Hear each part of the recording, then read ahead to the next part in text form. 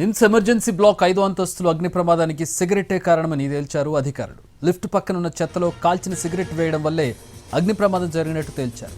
మొదట సిగరెట్తో చెత్త అంటుకుని ఆ తర్వాత ఎలక్ట్రిక్ వైర్లకు అంటుకోవడం వల్లే ప్రమాదం జరిగిందని నిర్ధారణకు వచ్చారు. 5వ ఫ్లోర్ ఖాళీగా ఉండడంతో అక్కడ చెత్తను పాడేస్తున్నారు సిబ్బంది. అక్కడే ఇతరులు సిగరెట్ తాగి పడేయడం వల్లే ప్రమాదం జరిగిందని నిర్ధారణకు వచ్చారు పోలీసులు.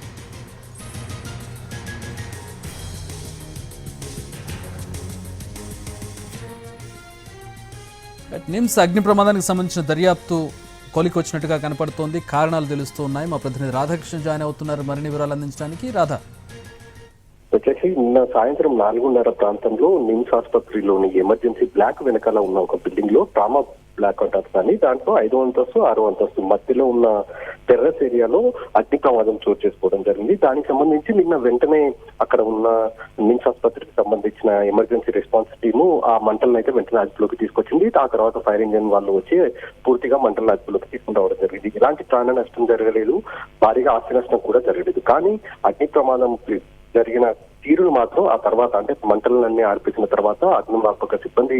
రాధాకృష్ణ, ఇక్కడ ఎన్ని ల్యాప్సెస్ కనబడుతున్నాయంటే అసలు ఒక హాస్పిటల్లో ఒక ఫ్లోర్ని చెత్త కోసం వాడడం, రెండోది బాణాసంచి అక్రమంగా నిల్వ చేయడం, అసలు బాణాసంచి ఎందుకు వచ్చింది అక్కడికి, మూడోది సిగరెట్లు తాగడం, హాస్పిటల్లో సిగరెట్లు తాగడం ఏంటి, అసలు ఈ సూపర్విజన్ ఎందుకు లేదు, అసలు ఆ ఫ్లోర్లో ఏం జరుగుతుంది, ఆ ఫ్లోర్ ఖాళీగా ఉన్నప్పుడు దాన్ని లాక్ చేయాల్సిన అవసరం లేదా, అసలు చెత్తకు సంబంధించి కానీ సిగరెట్ తాగడానికి సంబంధించి కానీ ఎందుకు సూపర్విజన్ లేదు నిమ్స్లో?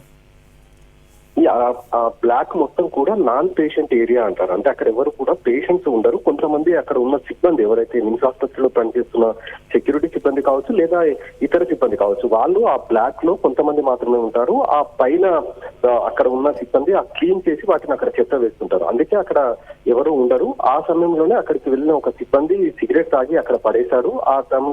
ఆ సమయంలోనే అది అంటుకోవడం, అక్కడ ఉన్న కేబుల్స్ అంటుకున్నట్టు కూడా నిర్ధారించడం జరిగింది. అలాగే ఆ పక్కనే ఆ ట్రామా కేర్ కి సంబంధించిన బ్లాక్ పక్కనే ఇప్పుడు ఎక్కడైతే అగ్ని ప్రమాదం జరిగిన బ్లాక్ ఉందో దాని పక్క రూమ్ లోనే టపాసులను కూడా గుర్తించడం జరిగింది. అసలు అక్కడికి ఎందుకు వచ్చాయన్న దానికి సంబంధించి సూపరింటెండెంట్ పోలీసులకు ఫిర్యాదు చేయడం జరిగింది, పంజాగుట్ట పోలీసులకి. దానిపైన కేసు నమోదు చేసి ప్రస్తుతం దర్యాప్తు చేస్తున్నారు. అలాగే సీసీ కెమెరా ఫుటేజ్ కూడా పరిశీలిస్తున్నారు.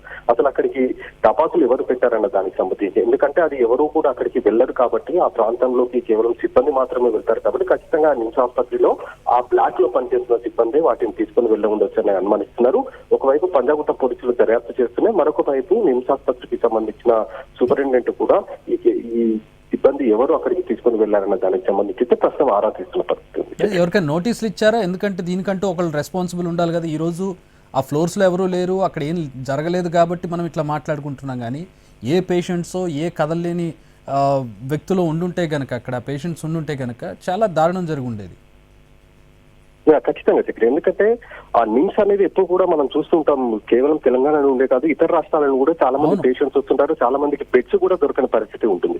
అలాంటి నిమ్స్ హాస్పిటల్లో ఇంత నిర్లక్ష్యంగా సిబ్బంది వ్యవహరించడం ప్రధానంగా అక్కడ ఉంటున్న సెక్యూరిటీ సిబ్బంది ప్రధాన కారణంగా మనం చెప్పాలి. ఎందుకంటే 5వ అంతస్తు వరకు వెళ్ళడం, అక్కడ చెత్త వేస్తున్నా కూడా ఎవరు పట్టించుకోకపోవడం, ఇదంతా కూడా సెక్యూరిటీ సూపర్విజన్ వాళ్ళు చూసుకోవాల్సి ఉంటుంది. వాళ్ళు ఎవరు కూడా పట్టించుకోకపోవడం ద్వారానే అక్కడ చెత్త వేయడం, అలాగే ఎవరైతే ఈ క్లీనింగ్ సెక్షన్స్ వాళ్ళు ఉంటారో వాళ్ళు నిత్యం కూడా అక్కడికి వెళ్ళి క్లీన్ చేయాల్సి ఉంటుంది. వాళ్ళు కూడా సరిగ్గా పట్టించుకోకపోవడం, అక్కడే చెత్తను పారేస్తుండడం అనేది గమనించడం జరిగింది. కాబట్టి ఈ సంఘటనకు సంబంధించిన దాంట్లో ఖచ్చితంగా వీళ్ళపైన యాక్షన్ తీసుకునే అవకాశం అయితే మనకు కనబడుతుంది. కానీ ఇప్పటి వరకు మాత్రం ఎవరికి ఎలాంటి నోటీసులు అయితే ఇవ్వలేదు.